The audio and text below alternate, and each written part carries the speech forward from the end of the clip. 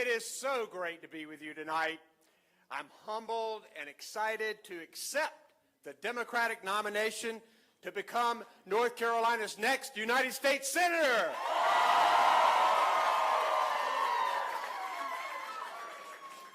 I am grateful for my amazing wife, Kristen, and for my entire family.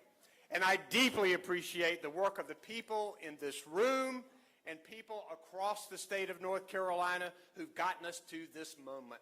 I could not have been here without you. And I want to thank everybody who ran in this primary. It takes serious courage and passion to step up and get involved and run for office and serve. And I look forward to working with all of you during this crucial campaign for our state and country.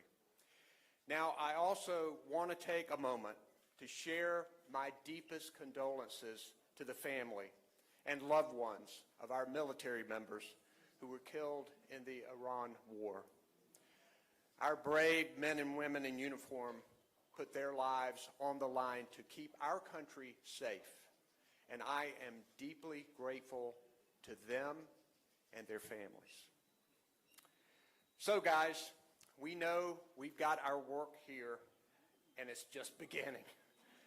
We have a long way to go until November. Hey, but if you want change in Washington, do you? This campaign is for you. If you want to toss out the D.C. insiders, do you? This campaign is for you. You know, if you just think things cost too much, do you? This campaign is for you. I've never been in a race that's this crucial for the people of North Carolina and for our country. And I need all of you to get this job done. Let me tell you why I'm running. I'm running for the hard-working parent who's tired of seeing higher costs at the grocery store and scared that the family won't be able to make ends meet. I'm running for farmers like Jeanette and Joyce in Mount Olive who are struggling to afford what they need to grow their crops, seeing equipment costs spike and watching their bottom line evaporate because of the tariffs. I'm running for Meredith in Winston-Salem and her daughter Vivian, who might lose her medical treatment because of right-wing attacks on health care. I'm running because I love North Carolina, and things just should not be this hard for the people who live here. It is time for a change. Now, you know, I didn't plan to go to Washington. All of my public service has been here in North Carolina because this is where I wanted to serve, right here at home. But these are not ordinary times. Everyday people are being left behind, and we see the chaos that's coming out of Washington only making it worse. The cost of groceries, child care, utilities, rent, health care, skyrocketing. Just overnight, we saw the price of gas spike. Yet another burden on working families. Meanwhile, the D.C. insiders are making sure that the wealthiest among us are getting further ahead, all at your expense, and it's not right. I knew that I needed to run for this Senate seat because Washington, D.C. is broken, and North Carolinians are struggling because of it. As I thought about running, on Sundays I would sit in church, and I kept coming back to a passage in the book of Luke. To whom much is given, much is required. A lot has been given to me. A lot's been required.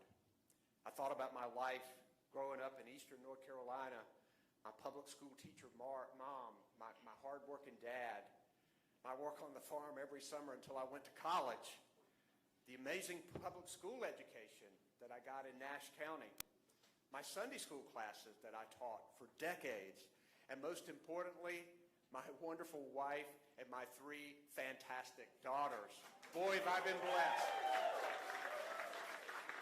And it was amazing to wake up every morning for years and lead the state that I love, both as Attorney General and your governor. I'm proud of what we accomplished together. Not only better jobs and more health care, but investments in teacher pay, child care, early childhood education, prosecuting violent criminals, taking on child predators, and keeping communities safe. And of course, after years of fighting for it, making health care more affordable for hundreds of thousands of working North Carolinians by expanding Medicaid.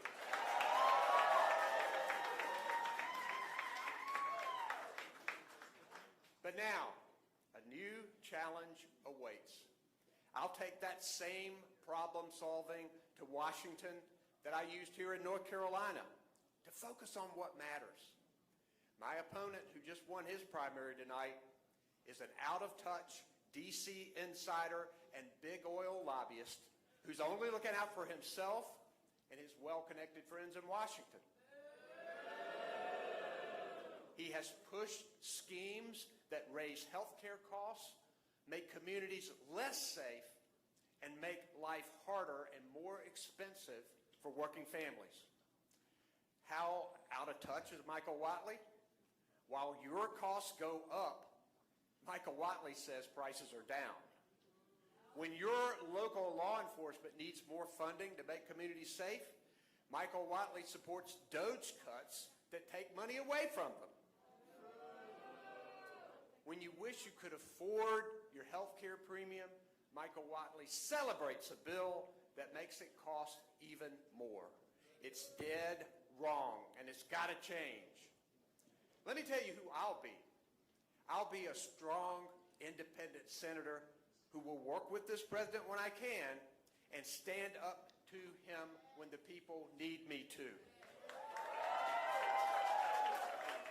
I will always, always put the people of North Carolina first, before politics, before party. The people of North Carolina will be my total focus as I serve in the United States Senate. I'll work with anyone, anywhere, from any party to help make our state better and to make stuff cost less. Because, really, what's the point of holding office if you aren't focused every day on how to get something done for the working people who need it? There is no doubt about it. We have a long and difficult road ahead. But even during these tough times, those of you who know me know this is true, I am filled with hope. We have a real opportunity here to return our government in Washington to the people where it belongs. Together, with the help of everybody here and those watching at home, we will lower costs for working families and win this seat in the United States Senate. God bless our great state and our great country. Thank you very much.